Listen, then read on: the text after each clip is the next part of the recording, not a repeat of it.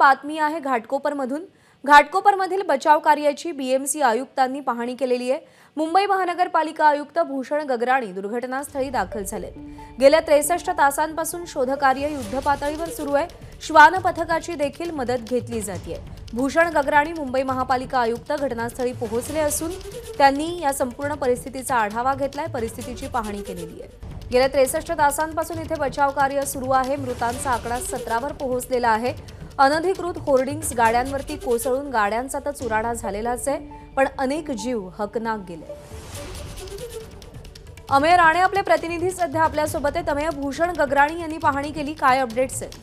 प्रज्ञा, हे जे बचाव कार्य होतं ते आता अंतिम टप्प्यात आलेलं आहे। आपण बघू शकतोय की पालिका आयुक्त स्वतः इथं जातीनं आलेले आहेत, हजर झालेले आहेत आणि ते या बचाव कार्याचा आढावा घेत आहेत। एनडीआरएफ कडनं जी माहिती मिळते त्यानुसार आता या ढिगाऱ्याखाली कुणीही अडकलेलं नाहीये। हे जे रेस्क्यू ऑपरेशन होतं ते पुढच्या काही तासात संपल्याचं घोषित करण्यात येईल, कारण की जो मुख्य ढिगारा होता तो हटवलेला आहे। जे काही जखमी मृतदेह किंवा कुणी कॅज्युअलिटी होती त्या सगळ्यांना बाहेर काढण्यात आलेलं आहे।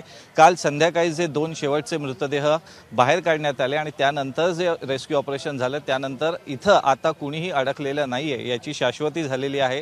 त्यामुळे आता हे जवळपास संपल्यात जमाय रेस्क्यू ऑपरेशन।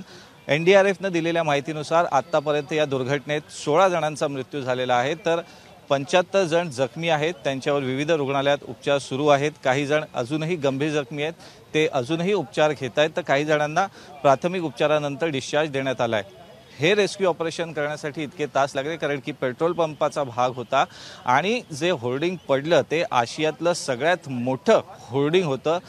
त्यामुळे त्याचा आवाका आणि त्याचा आकार बघता ते हटवण्यासाठी इथं खूप मेहनत घ्यावी लागली यंत्रणेला, तपास यंत्रणेला, आणि तसंच बचाव कार्यात सुद्धा अनेक अडथळे होते कारण की पेट्रोल पंप असल्याने इंधनाचा आधी इथं मोठा साठा होता, त्यामुळे तातडीनं गॅस कटर वापरता आले नाहीत। हा जो लोखंडी भाग आहे तो कापण्यासाठी आपण बघू शकतो की जेव्हा हे इंधन पूर्णपणे पंपावरचं रिकामी करण्यात आलं त्यानंतर हे सगळे जे अवशेष होते ते कापून काढण्यात आले आणि त्यानंतर एक त्याचा जो भाग होता तो इथनं हटवण्यात जे बचाव कार्य होतं त्यांना यश आलं आणि त्यानंतर आपण बघू शकतोय की आता हे जवळपास रेस्क्यू ऑपरेशन संपल्यात जमाय। पालिका आयुक्त इथं आलेले आहेत आणि ते एनडीआरएफचे प्रमुख अधिकारी असतील, मुंबई अग्निशमन दलाचे प्रमुख अधिकारी असतील, पालिकेचे जे अधिकारी असतील त्यांच्याशी इथं बातचीत करत आहेत आणि ते लवकरच प्रतिक्रिया देतील अशी अपेक्षा आहे।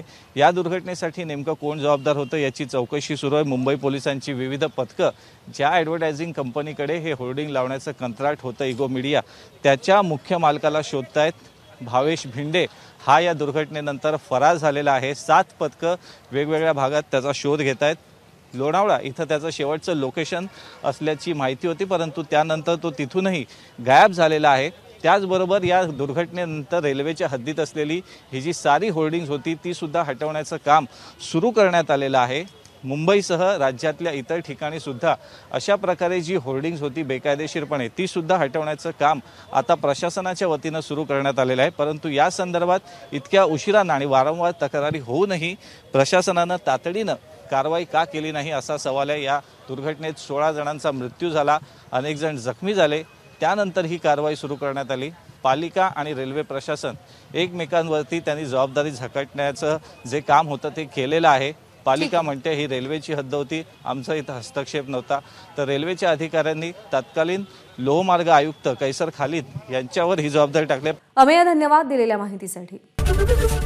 एबीपी माझा, उघडा डोळे बघा नीट।